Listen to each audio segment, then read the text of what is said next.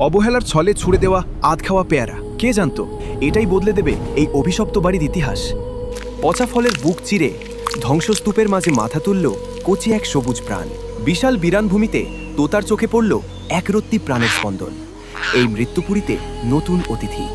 শুরু হলো এক অসম লড়াই।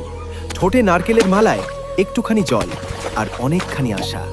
তৃষ্ণার্ত শিকড়ে পড়ল জীবনের ছোঁয়া। ফোঁটা ফোঁটা ভালোবাসায় সিক্ত হলো রুক্ষ মাটি। দিন গড়ায়।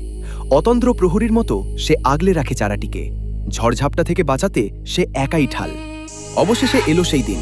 ভূতের বাড়ি আজ পাকা পেয়ারার গন্ধে মাতোয়ারা। ফিরে পেল প্রকৃতির রূপ। হঠাৎ সুখের দিনে আধার। বুনো হনুমানের দল মুহূর্তে তছনছ করে দিল তার সাধের বাগান। চোখের সামনে শুধুই ধ্বংসলীলা। ভাঙা ডাল দেখে বুকটা ফেটে গেল কান্নায়। সব কি শেষ? না, হার মানল না সে।